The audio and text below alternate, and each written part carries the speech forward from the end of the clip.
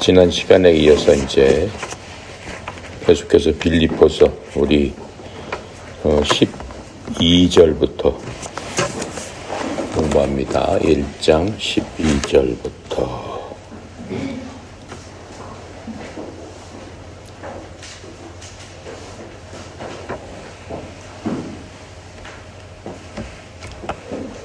(12절부터) 14절까지 함께 읽겠습니다. 형제들아, 내가 당한 일이 도리어 복음 전파에 진전이 된 줄을 너희가 알기를 원하노라. 이러므로 나의 매임이 그리스도 안에서 모든 시대한과 그 밖에 모든 사람에게 나타났으니, 형제 중 다수가 나의 매임으로 말미암아 주 안에서 신뢰함으로 겁없이 하나님의 말씀을 더욱 담대하게 전하게 되었느니라. 아멘.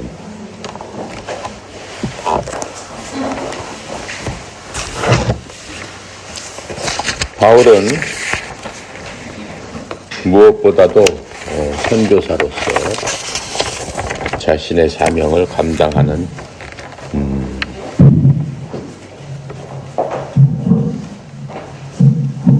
그러한 그 마음과 또 아주 큰 소망으로 로마에서 복음을 전하기를 원했습니다.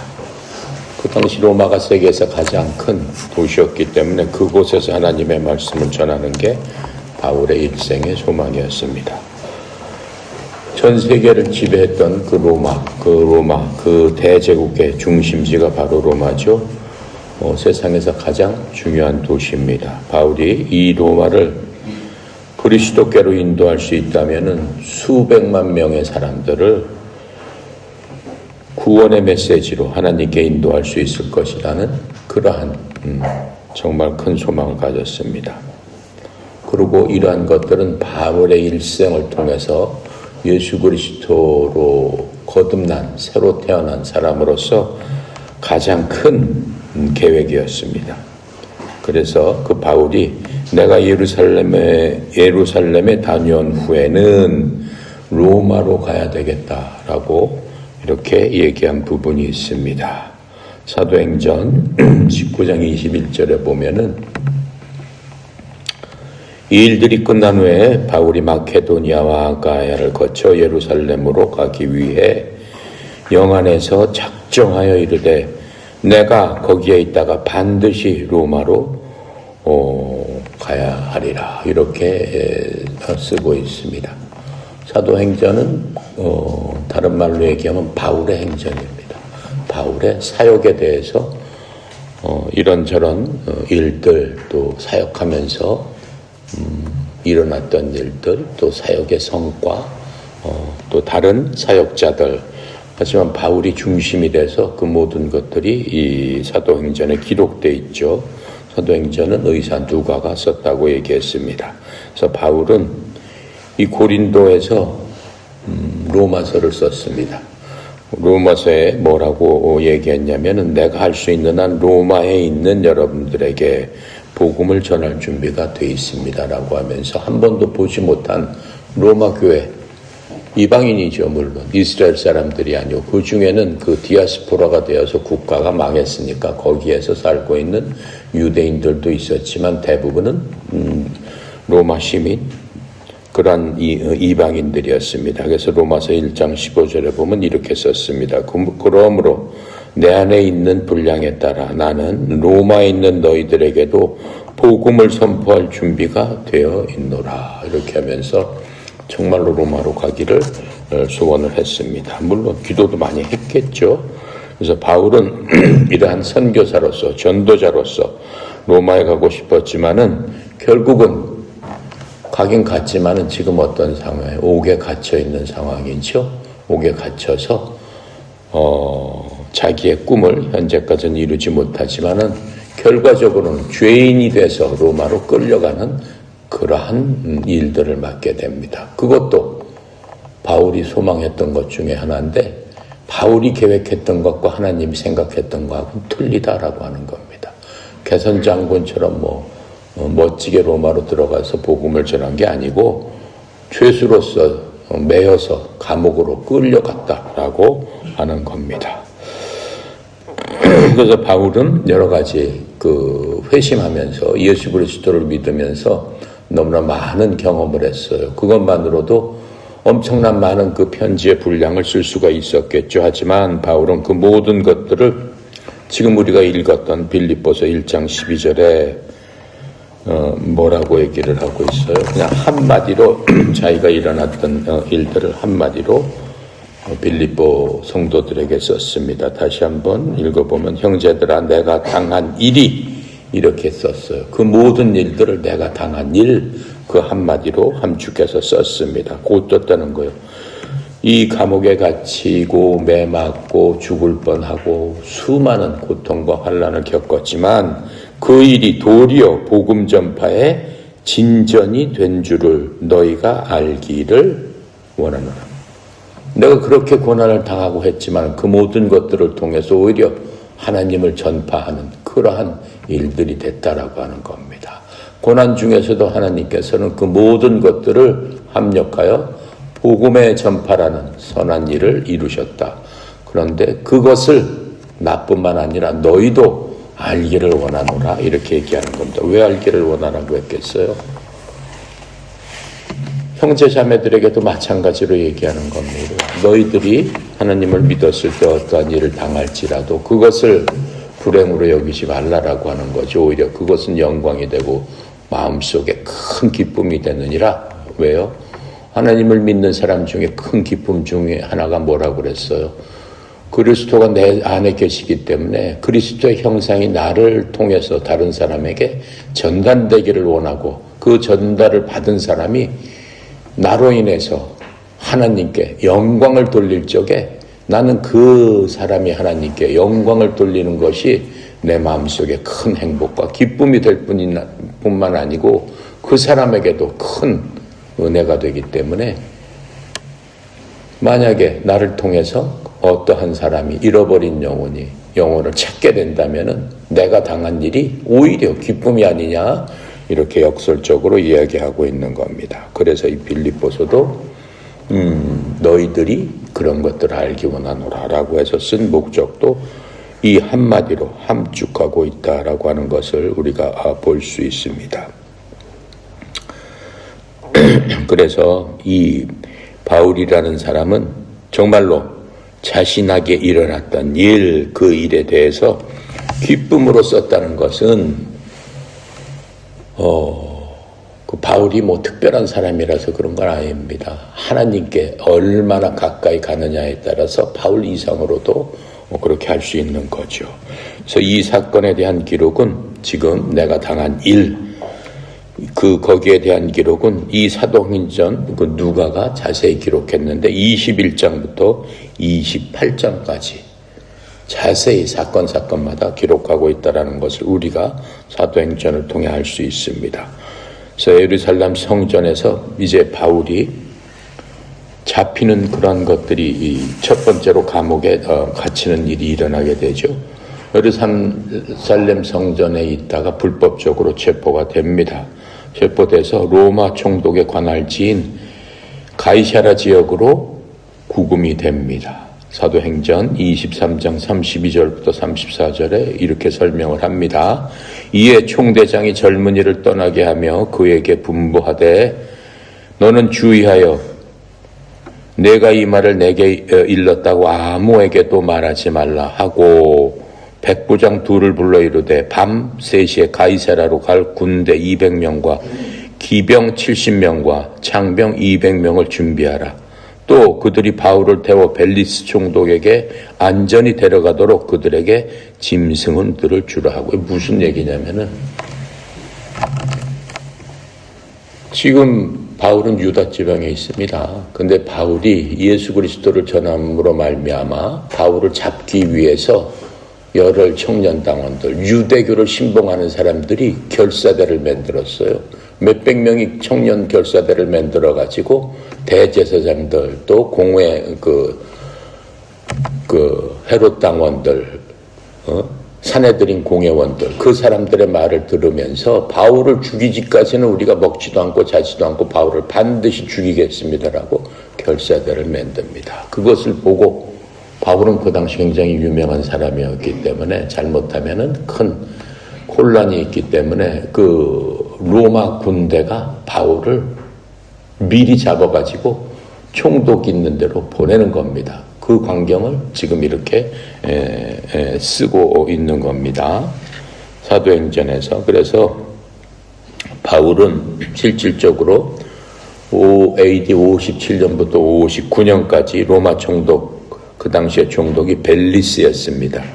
벨리스와 그 2년 후에 온 그 베스도, 그 총독, 그 밑에서 대제사장들, 사내들인 열혈 당원들, 이러한 사람들이 바울이 유대교 성전을 더럽혔고 또 유대 율법을 거역했고 또 로마 질서를 위협하는 아주 중범죄인이다라고 하면서 끊임없이 바울을 처단하라고 압력을 넣었습니다.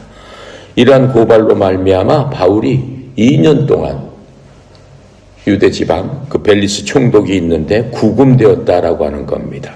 그래서 벨리스 총독은 바울이 무죄에 가깝다는 걸 알고 있었습니다. 자기네끼리들이 그 종교 문제로 시기 질투해서 저렇게 죽이려고 하는 걸 너무나 잘 깨달고 알고 있었습니다.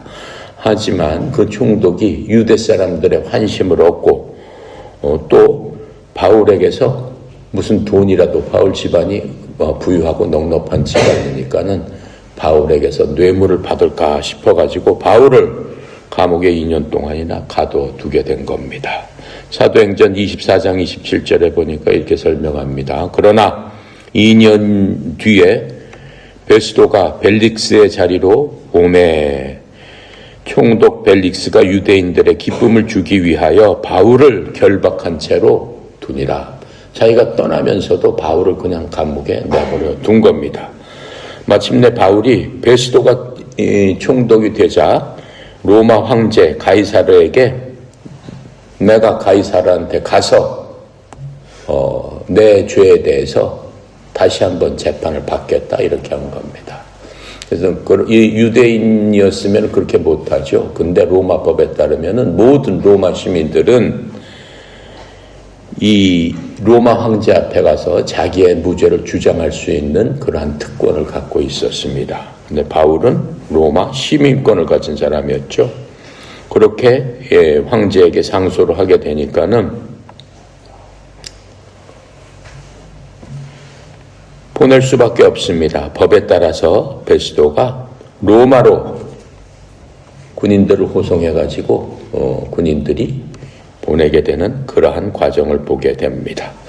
바로 이렇게 한 것은 로마로 바울이 복음을 갖기 위한 합법적인 그러한 방법이었습니다.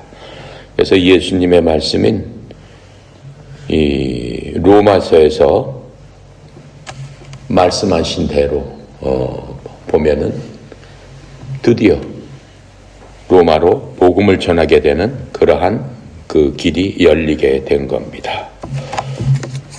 그를 통해서 이제 바울은 로마로 가는 그러한 여정이 시작됩니다. 하지만 바울이 로마로 가는 그 여정도 쉽지 않았습니다. 바울을 호송하러 가는 도중에 배가 바다에서 좌초가 됩니다. 난파가 됩니다. 저 폭풍우와 이 바울의 용기에 대한 그 과정에 그 이야기들이 성경에서 아주 재미있게 무슨 옛날 얘기처럼 사도행전 27장에 보면은 나와 있습니다. 그래서 바울은 난파된 그러한 그 배가 파도에 밀려서 몰타 섬이라는 그러한 섬에 닿게 됩니다. 몰타 섬에서 여러 가지 일을 이제 겪게 되는 겁니다. 그 부분에 대해서 성경은 27장, 그 사도행전 27, 28장에서 자세하게 설명을 합니다.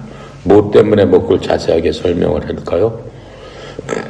그 안에도 하나님의 뜻이 있다라고 하는 겁니다. 바울이 포로로 끌려가는 과정 중에서도 이러한 환난과 역경을 겪지만은 하나님의 놀라운 은혜가 그 속에 숨어 있는 것을 우리에게 보여줍니다. 몰타 섬이라는 건 현재도 있습니다. 지중해 안에 멜리다 섬이라고 그래가지고 몰타 공화국, 멜리다 공화국, 우리나라 말로 몰타라고 하지만은 실제 그 원어는 멜리다 섬입니다. 멜리다 공화국이라는 작은 나라가, 섬나라가 지금도 있습니다. 바로 거기에 바울이 타고 가던 배가 좌초해서 그 섬에 떠밀려 왔다라고 하는 게 성경책에 나와 있는 거죠. 이 멜리다 섬은 지금 유럽과 아프리카를 잇는 핵심 그 해상 수단의 요충지였습니다. 특별히 로마 시대에는 더 중요한 항로였습니다. 성경에 보면은 그렇게 멜리다 섬으로 가게 되는 과정 중에 여러 가지 일들을 만나게 됩니다. 큰 태풍을 만나게 되고 또 여러 날 동안 태풍으로 인해서 별과 해가 보이지 않는 그러한 날들을 또 맞이하게 되는 것을 볼 수 있습니다. 그 결과 배가 좌초에 부딪혀가지고 다 난파되는 그러한 과정. 또 이 섬에 이르렀을 적에 섬 사람들을 여기서는 야만인 성경에서는 그렇게 얘기를 하고 있습니다. 그래서 야만인들은 죄를 진 사람은 독사에 물려서 죽게 되는데 그 독사에 물린 사람은 아주 악독한 죄인이다라는 그런 얘기가 있는데 바울이 그 자리에서 독사에 물립니다. 그걸 보고 그 섬 사람들이 바로 죽겠구나라고 했는데 어때요? 바울이 끄떡도 없습니다. 독사를 턱 털어내서 불에다 집어넣는 광경을 보고 사람들이 바울 앞에 다 엎드려가지고 야 신이 우리 섬에 오셨다라고 하면서 바울을 숭배하는 그런 과정들. 그렇게 하면서 바울이 어때요? 바로 그곳에서도 그 야만인들에게 복음을 전하는 놀라운 은혜의 역사가 배가 부서지고 하면서도 그런 것들이 일어나는 것을 볼 수 있고 또 배에 타 있었던 수백 명의 사람들이 단 한 사람도 목숨을 잃지 않는 놀라운 하나님의 은혜도 우리가 볼 수 있습니다. 그래서 이 사건을 보면 하나님께서 이거 단순한 배가 조난돼서 이러한 사건이 있었다라고 하는 것이 아니고 바울이 로마로 가는 중간에서도 하나님께서 보실 적에는 바울은 죄인이 아니고 하나님의 말씀을 전해서 복음을 전하는 하나님의 사명자였다라고 하는 겁니다. 또 몰타에서 그 몰타에 있는 병자들도 바울이 다 고칩니다. 또 복음의 씨앗이 뿌려져 있고 또 로마로 가는 그러한 여정이 멈춘 것이 아니고 오히려 가는 여정이 배가 부서짐으로써 더 확장되는 그러한 모습, 바로 그것을 볼 수 있습니다. 이것은 하나님께서 폭풍도 또 난파된 배도 복음의 경로로 사용해 주셨다라고 하는 놀라운 하나님의 은혜를 우리가 바울의 여정을 통해서 볼 수 있습니다. 자, 그래서 이 바울의 정말로 우리가 여정을 공부하면서 정말로 하나님께서는 얼마나 섬세하고 또 얼마나 그 복음에 대한 그런 것들을 통해서 사람들을 사랑하시는지 그런 것들을 온전히 우리가 깨닫고 그 하나님의 사랑이 무엇인가를 알 수 있도록 우리에게 전해주시기를 원하는 겁니다. 그래서 많은 사람들이 볼 적에 그 사람들이 봤을 적에 바울은 세상 사람들 눈으로는 실패자로 보일 수도 있습니다. 하지만 그리스도와 그 복음을 전하는데 온전히 한 마음으로 한 뜻으로 쏟았던 그 바울에게는 전혀 그러한 것이 아니었죠. 그때마다 바울은 그런 환경 가운데서 마음속에 기쁨으로 충만했다, 기쁨이 넘쳤다라고 얘기를 하고 있습니다. 그래서 바울은 편안하고 이상적인 어떤 그런 환경 시스템에서 행복을 찾지 않았죠. 바울은 이 처한 상황 그 상황마다 다른 사람들을 그리스도께로 인도하는 데서 온전히 기쁨을 찾을 수 있었습니다. 그래서 어떠한 상황에 있든 간에 바울의 기쁨은 항상 넘쳤기 때문에 감옥에서도 하나님을 찬양하고 하나님을 경배할 수 있었던 그러한 진정한 그리스도인이었습니다. 그것이 우리에게 얘기하는 것은 뭐냐면 꼭 바울만 그렇다는 게 아니에요. 우리도 그러한 하나님의 사역자, 그러한 사명을 맡은 사람들이기 때문에 오히려 우리는 바울보다도 더 큰 그러한 사역자로서 지금의 환경에서 오히려 더 큰 일을 할 수 있다라고 하는 것들을 성경 우리에게 교훈으로 바울을 통해서 알려주고 있는 겁니다. 그리고 바울 같은 경우에는 자기 상황이 어떠한 상황이든 간에 복음 전파에 도움이 된다면 그것으로 충분한 것이었습니다. 원래 전파라는 말은 뭐예요? 전해서 퍼진다라는 얘기잖아요. 그것의 원뜻은 뭐냐면은 개척자, 개척지의 진격이라는 겁니다. 고지를 갖다가 점령하듯이 그렇게 하는 것을 군대용어로서 그것이 전파라는 말로 사용된 게 된 겁니다. 그래서 새로운 길을 개척하는 그 전투가 일어나면 맨 처음에 그 길을 개척할 때 누가 맨 처음에 싸울 적에 맨 처음에 공병이 맨 처음에 나가는 겁니다. 길이 없는데 길을 만들고, 그렇죠? 지형을 살펴서 군대들이 지나갈 수 있도록 그것들을 개척하는 게 그 공병이라고 하죠. 이건 원래는 군사 용어였는데 전파라는 말로 쓰여지게 된 겁니다. 영국에는 유명한, 지금까지도 유명한 아주 영국에서 자랑하는 목사님이 있죠. 스펄전 목사입니다. 찰스 스펄전 목사입니다. 찰스 스펄전 목사하고 그 부인 수산나라고 있습니다. 찰스 스펄전 목사는 너무나 유명한 사람이기 때문에 전 세계 목회자나 누구나 그리스도인들은 다 알고 있습니다. 하지만 그 부인에 대해서는 잘 모릅니다. 그런데 그 수잔나는 원래 굉장히 몸이 약하고 병이 많은 사람이었어요. 그래서 그분은 찰스 스펄전 목사의 사모였지만은 뭐 어떠한 일을 할 수가 없었어요. 그래서 그 여자가 할 수 있는 유일한 일은 아내로서 남편을 사역을 위해서 기도해주고 할 수 있는 것들이 다였습니다.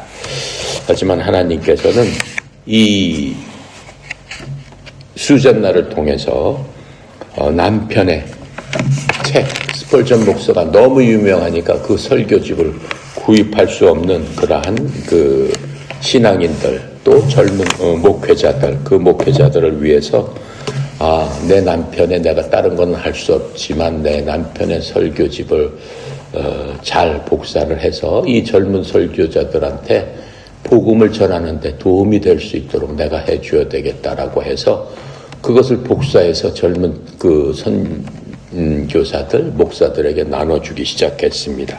그것을 통해서 이 많은 목사들이 도움을 받았고, 그것을 통해서 영국에 부흥을 하는데 일조를 하게 됩니다. 그것을 통해서 또 이 도서 기금이 설립이 되어서 정말로 수천 명의 목회자들이 사역에 필요한 모든 것을 공급하는 이 도서의 선구자적인 사역을 맨 처음 시작한 게 찰스 스펄전 목사 그 부인 수잔나의 공이었습니다. 그래서 하나님은 여전히 하나님의 자녀를 복음의 새로운 지역으로 가기를 원하시고 새로운 어떠한 형태로 개척자로서 복음을 전파하시기를 원하시는 겁니다.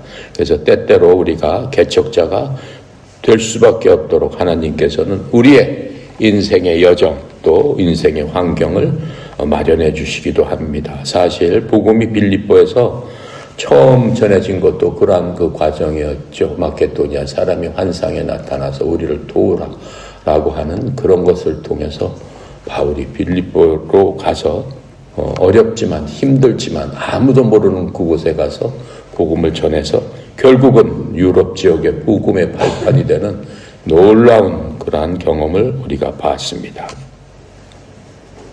그래서 바울은 맨 처음에 복음을 아시아 쪽으로 가서 아시아 지역의 그 복음을 전파하려고 자기가 마음을 먹었습니다. 그런데 하나님께서 그 환상을 통해서 마케도니아 지역으로 보내시는 그런 모습을 우리가 이미 봤습니다.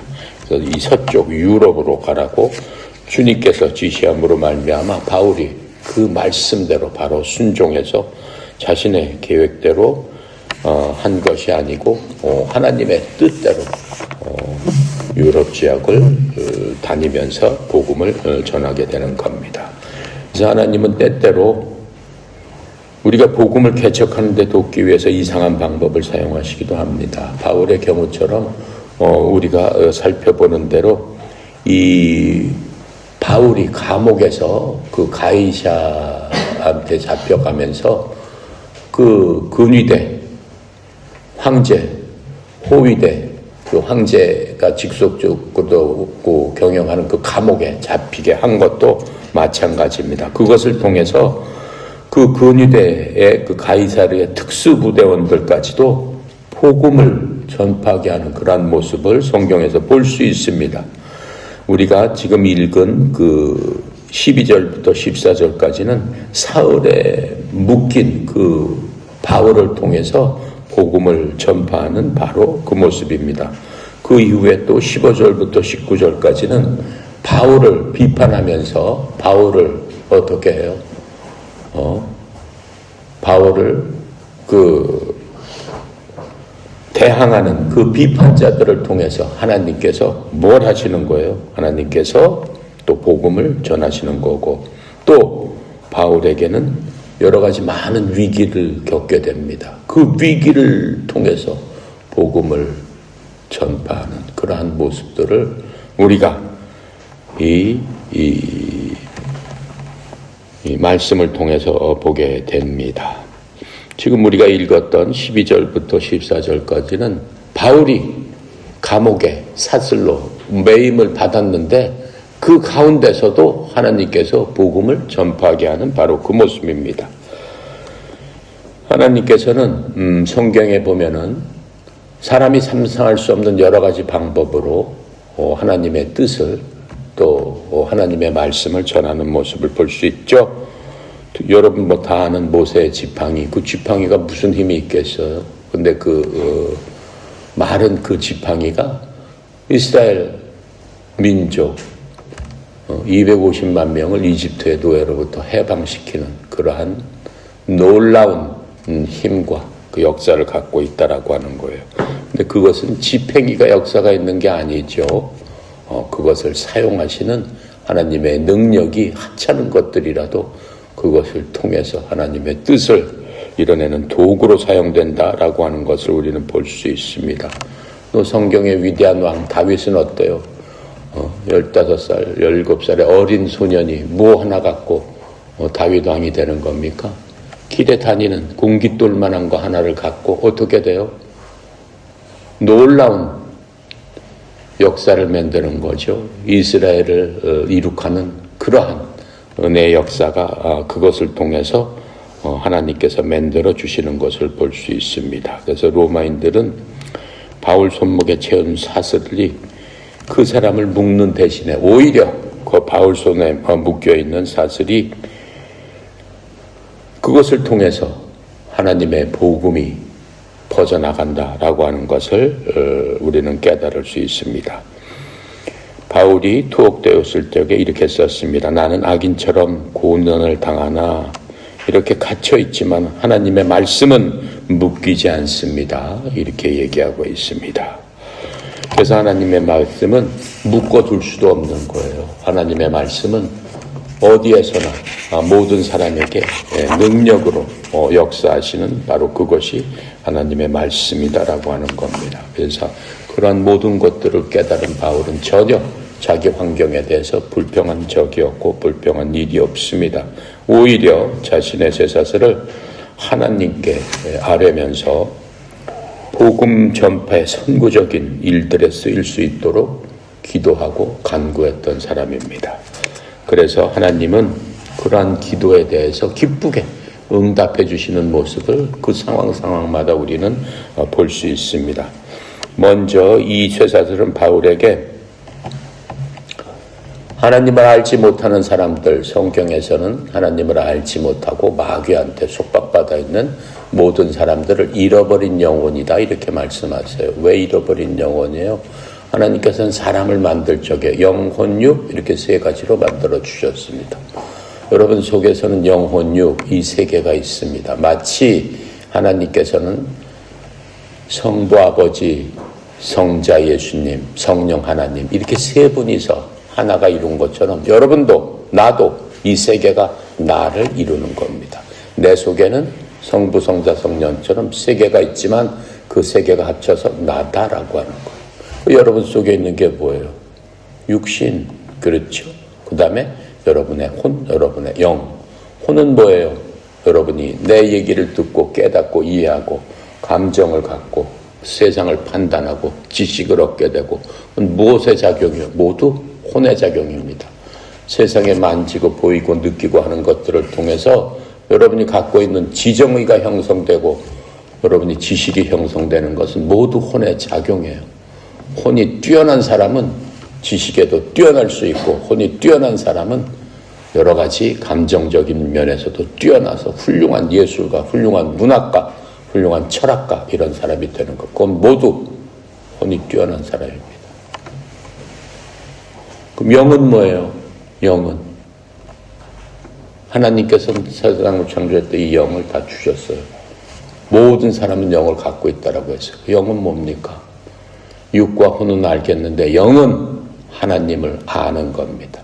하나님과 교통하는 겁니다. 하나님과 대화할 수 있는 겁니다. 그게 영이에요. 왜요? 영이 없으면 우리 하나님께 갈 수 없어요. 하나님은 영이시니 이렇게 얘기하고 있잖아요. 하나님께 나온 자는 무엇과 무엇으로 나올 것이다. 영과 진리로 나올지니라 이렇게 말씀하고 있잖아요. 영이 없으면 하나님 앞에 나갈 수 없어요. 거듭나고 구원받지 못한 사람은 영이 죽어있는 상태에서 그대로 있는 거예요. 거듭나지 못하면 영이 죽어있는 상태로 그냥 죽어버려서 영원히 가는 거예요. 그렇기 때문에 영이 있지 않으면은 천국에 갈 수 없어요. 천국은 영적인 존재들만 가는 거기 때문에 그렇습니다. 그래서 예수님께서 돌아가신 이유도 우리에게 새로운 영, 그 영, 죽었던 영을 부활시키기 위한 거예요. 갈라디아에서 나는 그리스도에서 십자가와 함께 죽었나니 이는 내가 사는 것이요 내 속에 예수 그리스도께 사는 것이다. 내가 육체로 살고 있는 삶은 무엇 때문에 사는 거예요? 나를 위해서 돌아가신 예수 그리스도의 믿음으로 내가 사는 것이다. 내가 죽었다는 얘기는 뭐예요? 그리고 다시 부활했다는 얘기는 뭐예요? 영이 다시 부활했다는 얘기예요. 영이. 예. 내가 십자가에서 죽었다. 나 죽지 않았는데요. 분명히 죽었다고 그랬잖아요. 너는 그리스도의 십자가에서 나와 함께 죽었다 그랬잖아요. 내가 부활할 적에 너 같이 살았다 그랬잖아요. 뭐가 죽었다는 얘기예요? 뭐가 부활했다는 얘기예요? 내 육신된 혼과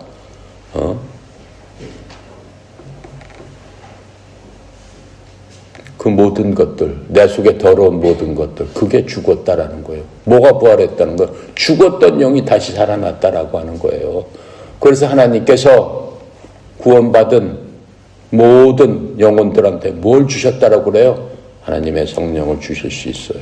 내 영이 다시 살아나지 않으면 하나님의 성령을 받을 수도 없어요.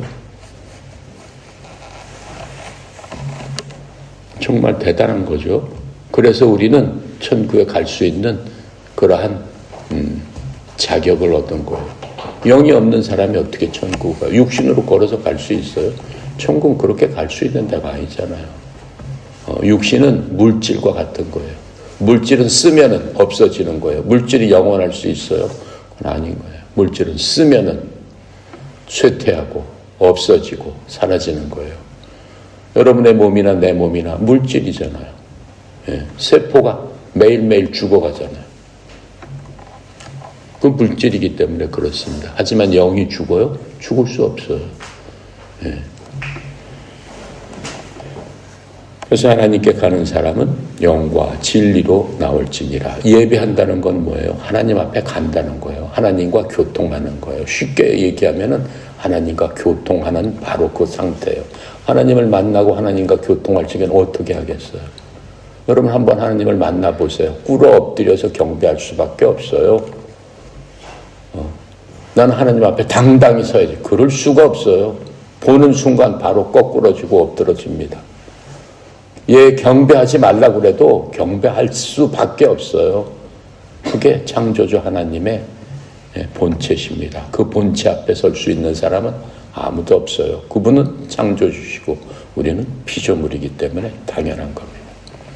창조주 앞에 서게 되면은 두렵고 떨림 때문에 그냥 나도 모르는 사이에 내 영이 꿇어 엎드려서 하나님을 찬양합니다.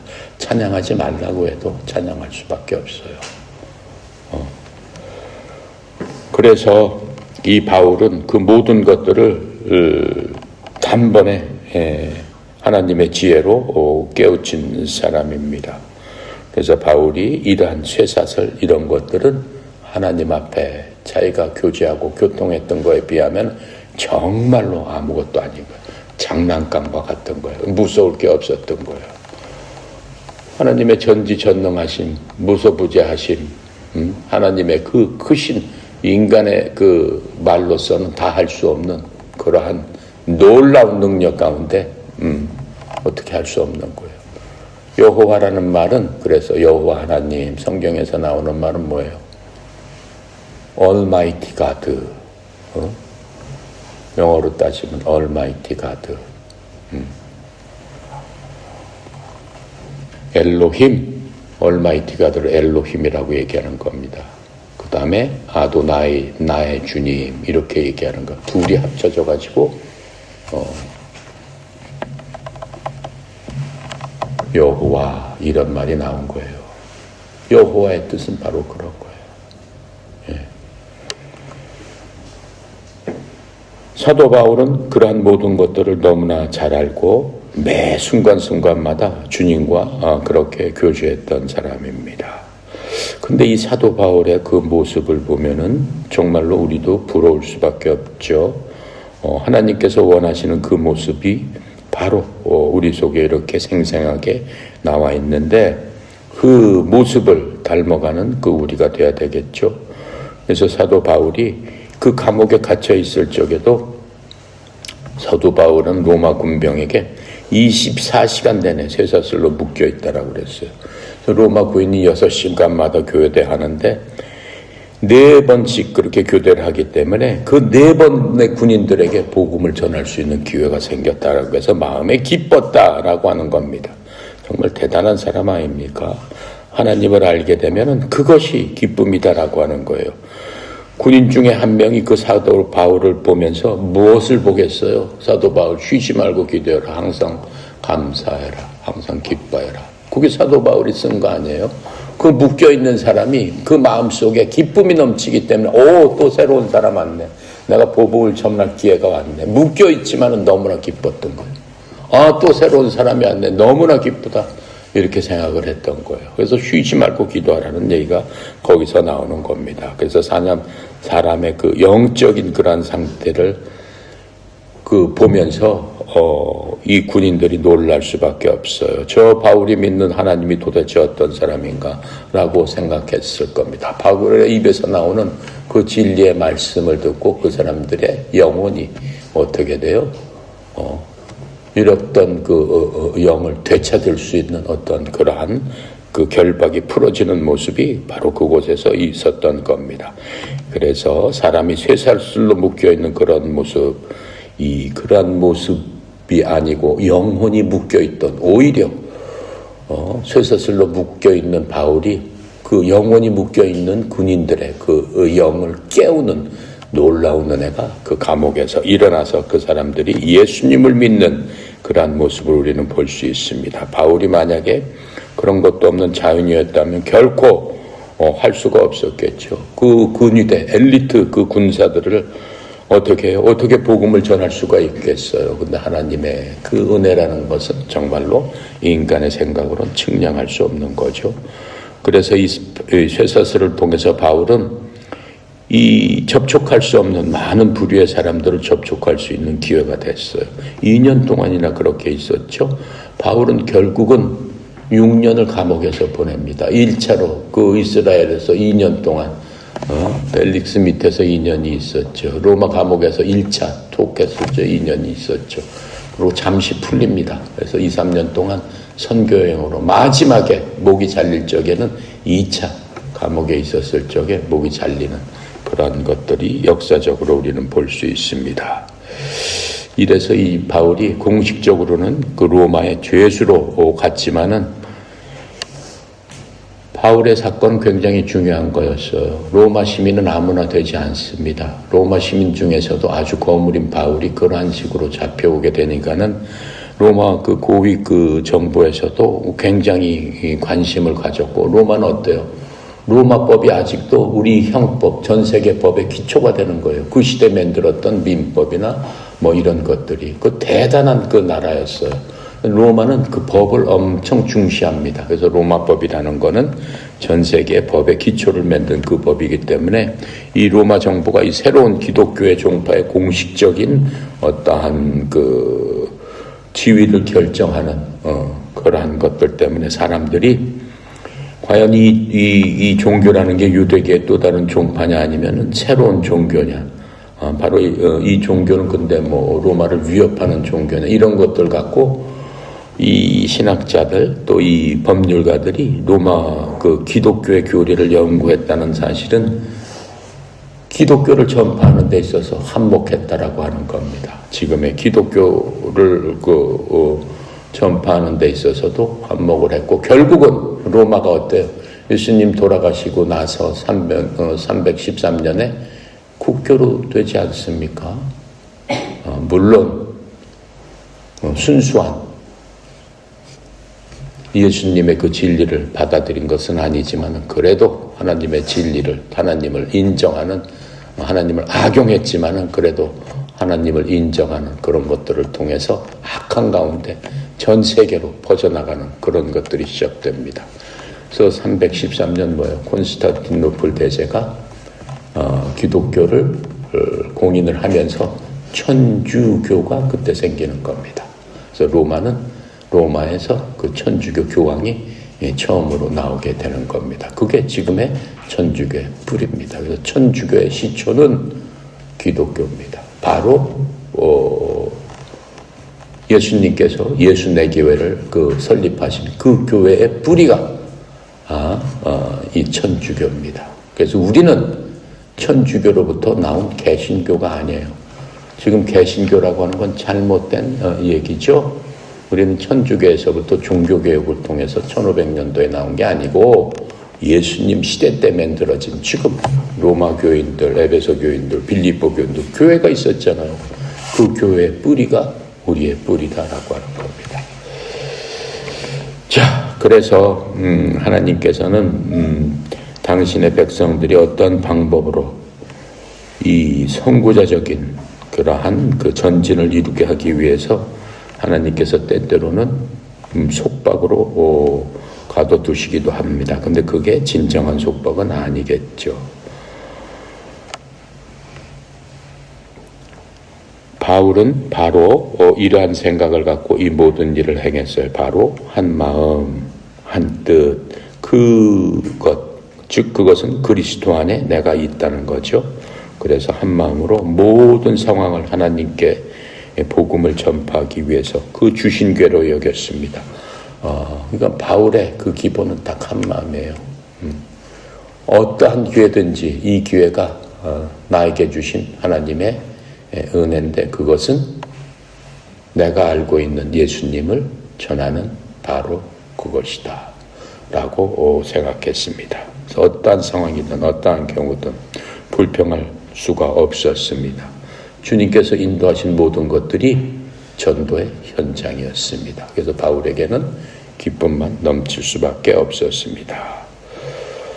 그래서 이 바울은 이러한 사슬이 단지 잃어버린 영혼들만을 만나는 그러한 그 기회뿐만 아니고 그것을 통해서 그 기독교라는 그 전체적인 것들을 확립시키는 그러한 생각으로 모든 것들을 이용했다라고 하는 거고, 그것은 하나님께서 바울에게 주신 특별한 사명이었다라고 할 수도 있습니다.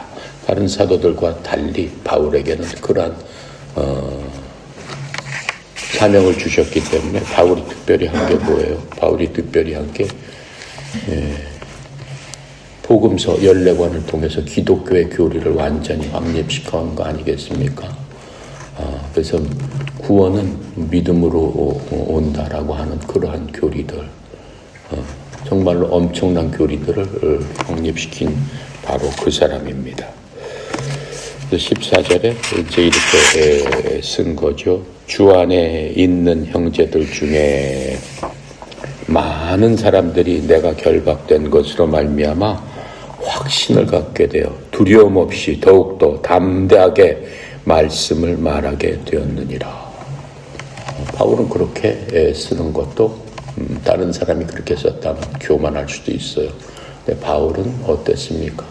자신의 몸으로 그 모든 것들을 입증한 사람이다. 마치 예수님께서 했던 것처럼 정말로 바울은 자기의 몸과 마음과 뜻과 정성과 자기의 생명까지 하나님 앞에 온전히 드린 하나님의 사람이었습니다. 자, 그래서 오늘은 14절까지 우리가 공부를 했습니다.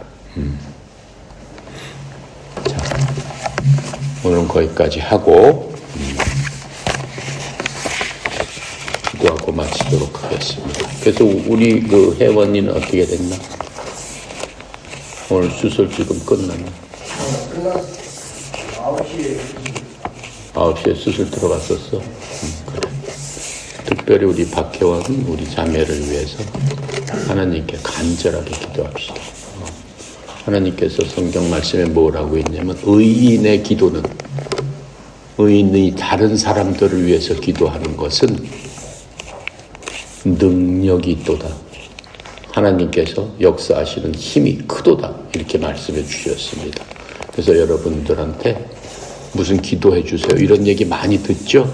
괜히 같이 기도합시다. 그런 의미가 아닙니다.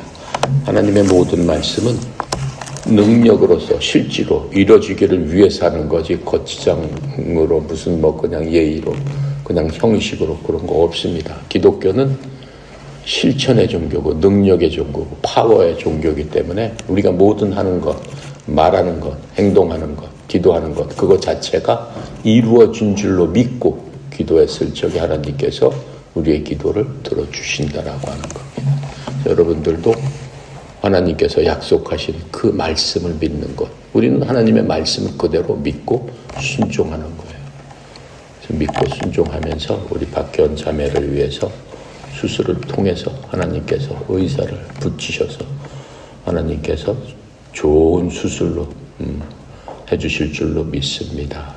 하나님께서는 우리가 성경에서 보듯이 사람을 통해서 또 약을 통해서 무엇을 통해서라도 사람의 사정과 형편을 바꾸실 수 있다라고 하고 있습니다. 함께 기도합니다. 감사하시고 거룩하신 하나님, 하나님의 은혜의 영광을 찬양합니다. 이 시간 말씀을 주셔서 감사합니다. 특별히 이 시간 저희들 함께 기도하며 사랑하는 딸 박혜원 우리 자매를 위해서 이 시간 기도합니다. 하나님, 박혜원 자매가 운동 중 부상을 당해서 전방 십자인대가 파열됐습니다. 하나님께서 만드신 조직이오니 하나님께서 고쳐 주시옵소서. 인간의 내장과 오장육부를 내가 만들었다, 내가 지었다라고 성경에서 말씀해 주신 대로 주님 만들어 주신 그 모습 그대로 회복될 수 있도록 오히려 더 강하고 더 단단하게 회복될 수 있도록 주여 역사하여 주시옵소서. 만물을 말씀으로 만드신 그 하나님께서 이 시간 명령하여 주시옵소서. 아버지 하나님, 하나님께서 생각하시고 하나님께서 뜻하시면은 못 이룰 바가 없음을 저희들은 믿고 이제까지도 주님을 의지합니다. 아버지 하나님, 사랑하는 딸에게 하나님의 예수 그리스도의 보혈의 능력으로 하나님의 자녀 삼아 주시고 사랑하는 딸이 예수 그리스도의 그 모든 것들을 받아들임으로 말미암아 하나님께서 기쁘게 맞아 주셨사오니 아버지의 딸을 이 시간 고쳐주시옵시고 이 시간 함께하여 주시옵시고 예수 그리스도의 그 놀라우신 은혜의 역사가 사랑하는 딸의 머리부터 발끝까지 덮어주셔서 더욱더 온전하게 회복되는 놀라운 은혜의 역사가 일어나게 하여 주시옵소서. 저희들 함께 간절히 주님 앞에 아뢰어 싸우니 아버지여 저희들의 기도를 들어주시옵시고 우리들의 기도가 하나님의 마음을 움직일 수 있는 그러한 기도가 되기를 원합니다. 오직 순종함으로 하나님의 말씀에 의지함으로 나아갈 수밖에 없습니다. 저희는 힘과 능력은 없지만 주님께서 주신 그 모든 것들을 통해서 우리가 기도하고 간구할 적에 하나님의 때 하나님의 방법으로 이루어 주심을 저희들은 믿고 간구하오니 주여 저희들의 기도를 받아 주시옵소서. 아버지 하나님 특별히 협회에 하나님 축복하여 주셔서 사랑하는 아들 딸들 운동하면서 다치지 않도록 성령님께서 친히 지키고 보호하여 주시옵시고 또 아픈 것도 회복되는 놀라운 은혜의 역사가 일어날 수 있도록 주여 도와 주시옵소서. 남은 동계훈련 기간도 하나님의 사랑 가운데 더욱더 정진될 수 있는 그러한 영혼 유기될 수 있도록 주여 도와 주시옵소서. 특별히 협회를 위하여 또 주님께서 사용하시는 우리 송영희 사장님 하나님 축복하시고 주여 도와 주셔서 주의 종을 통해서 하나님 원하시는 바 뜻하시는 바 우리 선수들에게 나누어 줄 적에 하나님의 그 사랑이 우리 선수들을 통해서 하나님의 영광으로 드러날 수 있도록 주의 종에게 큰 은혜 베풀어 주시옵소서. 오늘도 모든 것 주님께 맡깁니다. 감사드리며 우리 주 예수 그리스도 이름으로 간절히 기도드렸나이다. 아멘.